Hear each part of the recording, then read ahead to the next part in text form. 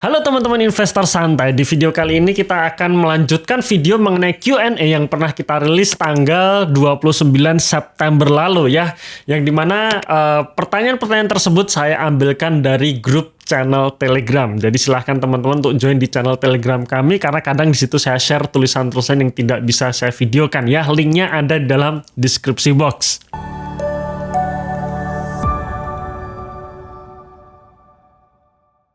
Pertanyaan pertama dari Daniel Yoga Perdana, harga saham menurut Mas Eros dipengaruhi dua faktor, sentimen pasar dan kinerja perusahaan. Bagaimana semisal kita beli di harga wajar akan tetapi ada sentimen yang mempengaruhi harga sehingga membuat harga saham itu naik seperti kenaikan harga beras saat ini. Apakah kita tetap hold atau jual karena profit sudah di atas 50%? Saya setuju dengan pendapat Pak Daniel bahwa pengalaman saya pun juga mengatakan demikian ya. Ketika kenaikan kinerja kemudian ditambah dengan katalis positif yang masuk membuat harga sahamnya to the moon ya, bahkan benar-benar naiknya tanpa rem. Biasanya sebelum katalis positif masuk, harga sahamnya nggak kemana-mana dulu nih, atau bahkan cenderung stagnan, walaupun kinerjanya sudah naik. Nah, di situ biasanya kita akan masuk kan, kita masuk di harga yang wajar. Lalu seiring berjalan waktu, katalis positif mulai masuk, harga sahamnya mulai terbang dan sudah membuka floating profit 50%. Yang saya lakukan adalah saya akan menghitung ulang bagaimana proyeksi pertumbuhan labanya dan juga valuasinya. Apakah valuasinya masih dalam kategori wajar atau sudah tidak murah lagi alias sudah mahal atau over value. Jika ternyata hitung-hitungan saya sudah menunjukkan harga sahamnya over value, maka saya akan take profit ya, walaupun belum mencapai satu bagger. Tapi jangan lupa juga untuk kita memproyeksi labanya. Apakah ada proyeksi atau ada potensi pertumbuhan labanya di atas 100% atau tidak. Kalau misalkan sudah tidak ada potensi pertumbuhan laba bersih 100%, maka ya sudah di situ kita juga melakukan take profit. Tapi kalau misalkan nih ada potensi kenaikan laba di atas 100%, bahkan 200 atau 300%, ya menurut saya masih layak di hold. Ya, jadi ketika harga saham naik 50%, sedangkan growth kinerjanya naiknya 200%, saya masih akan nge-hold. Tapi ketika harga sahamnya naik 50%, sedangkan growth-nya hanya kurang dari 50% atau bahkan sama dengan 50%, saya akan lepas atau saya akan jual. Ya, itu kira-kira acuan saya dalam menjual saham. Salah satunya ya. Pertanyaan kedua dari Donti Store, metode apa yang Bapak jalankan? DCA atau lump sum? Dan pertanyaan dari Fab Nunzi, cara averaging down yang benar seperti apa ya? Yang saya lakukan adalah saya menggunakan kombinasi dua-duanya, DCA dan juga lump sum. DCA akan saya lakukan ketika harga sahamnya belum naik. Jadi misalkan saya melihat saham A katakanlah seharusnya bisa berada di harga 2.000, sedangkan saat ini harganya masih 1.000, ya saya beli. Ya, bulan depan harganya belum naik nih.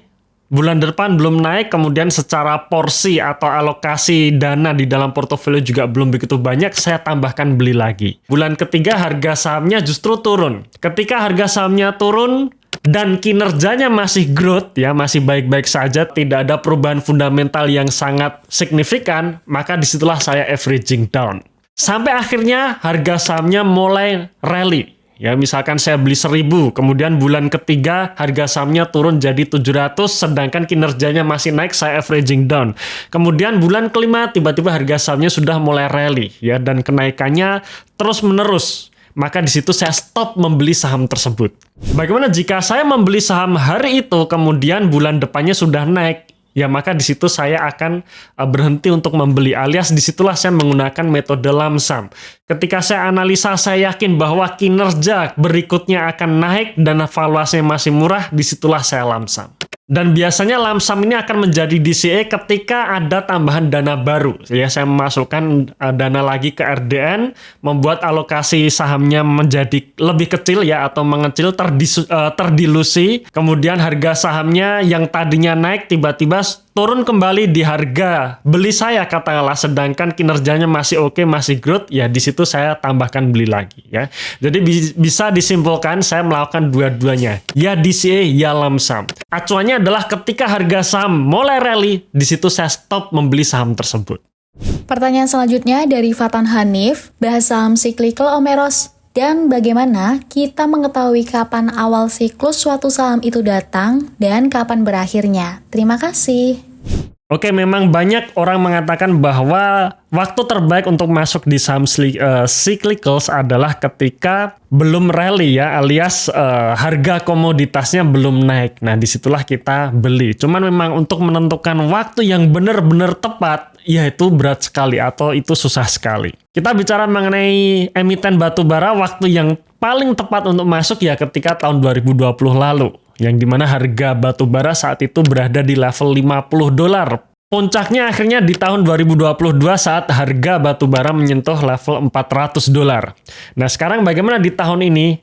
Tahun ini harga batubara sekitar di $100. Apakah ini sudah level bottom atau tidak? Ya saya pun tidak tahu. Karena memang pada dasarnya untuk emiten-emiten cyclicals ya, katakanlah kita bicara emiten batubara, itu sangat ditentukan oleh supply and demand batubara secara global. Jadi sangat susah diprediksi.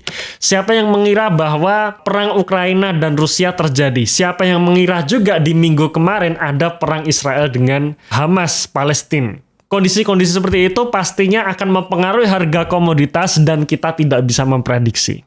Maka saya biasanya tetap akan kembali ke kinerja perusahaan. Walaupun itu adalah saham cyclical, tapi ketika kinerja perusahaannya tidak mendukung untuk ada potensi kenaikan, maka saya pun juga tidak akan membeli saham cyclical. Ya, jadi memang paling nyaman, paling enak adalah berpacu atau mengacu kepada kinerja perusahaan. Pertanyaan selanjutnya dari Octavian Aidar. Mas Eros, fractional reserve di perbankan itu apa sih? Mohon diulas di video sesi Q&A ya. Terima kasih. Oke, fractional reserve di perbankan itu ibaratnya seperti cadangan simpanan yang tidak diberikan atau tidak dilempar ke kredit. Ya, jadi kalau misalkan suatu bank nih, total simpanan atau total antara tabungan, giro, dan deposito misalkan 100 triliun, maka bank tersebut seharusnya tidak menyalurkan 100 triliunnya ke kredit. Harus ada fractional reserve-nya atau cadangannya untuk berjaga-jaga ketika ada nasabah simpanan yang akan menarik uangnya. Nah, itulah fractional reserve. Maka di sini kita bicara mengenai fractional reserve di perbankan, kita melihat rasio yang namanya LDR atau loan to deposit ratio, perbandingan antara pinjaman dengan simpanan. Jangan sampai rasio LDR di atas 100%, karena kalau rasio LDR di atas 100% artinya semua simpanan yang ada di bank tersebut sudah tersalurkan semua ke kredit. Nah sekarang pertanyaannya, kalau para nasabah simpanan menarik uang, maka uangnya dari mana? Gitu kan, karena uangnya sudah dilempar semua ke kredit. Yang sehat adalah antara 90% sampai 95%, ya intinya di bawah 100% itu sehat. Selanjutnya dari Nanang Morley. Mas, izin tanya, katanya ketika laporan keuangan bagus, harga saham akan mengikuti. Tapi apa dasarnya orang masuk beli berinvestasi di sana, sedangkan histori dividen tidak mendukung? Bukankah pada dasarnya orang berinvestasi di sana untuk mendapatkan hasil usaha? Sedangkan capital gain hanya bonus, contohnya saham WH. Dari mana kita tahu ketika laporan keuangannya bagus, profitabilitas meningkat, perusahaan tersebut bakal ngasih dividen? Ya, ini pertanyaan yang menarik ya.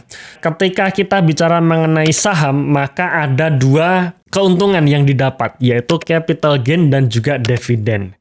Dan saya sendiri pun saya sebenarnya lebih fokus ke capital gain dibandingkan dividen. Ada orang-orang yang juga fokus kepada dividen, yang dimana sering kita sebut sebagai dividen investing. Yang mereka akan menghold saham tersebut mungkin untuk jangka yang sangat panjang bahkan selamanya karena dividennya rutin dan dividennya bagus. Nah, yang perlu kita tahu adalah kita bicara mengenai value. Ya, saya sendiri selalu mengatakan value investing. Value investing itu adalah investasi kepada value perusahaan. Nah, value perusahaan itu dihasilkan ketika perusahaan mampu menghasilkan laba, di mana laba ini sebenarnya hak daripada pemegang saham. Nah, laba yang dihasilkan itu bisa digunakan untuk dividen atau bisa digunakan untuk hal yang lain. Menurut saya ada 4 hal di mana penggunaan laba ini tetap akan menguntungkan para pemegang saham. Yang pertama adalah dividen. Jadi ketika perusahaan menghasilkan laba, labanya dibagikan menjadi dividen. Artinya para pemegang saham akan mendapatkan cash. Yang kedua untuk ekspansi. Jadi ketika perusahaan menghasilkan laba, labanya mungkin ditahan dulu nih untuk keperluan ekspansi karena mungkin ada lonjakan permintaan sedangkan persediaannya masih tidak mencukupi untuk memenuhi permintaan yang ada. Maka perusahaan akan menahan dulu labanya, kemudian laba tersebut digunakan untuk ekspansi. Sehingga di masa depan nanti labanya akan naik lebih tinggi lagi. Dan menurut saya itu juga bagus karena ketika kenaikan laba bersihnya signifikan membuat value perusahaan itu juga naik. Kemudian yang ketiga, laba tersebut bisa dipakai untuk membayar hutang. Membayar hutang ini juga bagus karena kita bicara mengenai laporan laba rugi. Salah satu komponen yang akan menyedot laba adalah ketika beban keuangannya tinggi. Beban keuangan tinggi karena perusahaan punya banyak hutang. Jadi ketika perusahaan menghasilkan laba, labanya tersebut dipakai untuk membayar hutang, itu juga bagus karena dengan melunasi hutangnya, maka ada potensi kenaikan laba di masa depan. Dan ketika labanya naik sekali lagi, value perusahaan itu juga naik.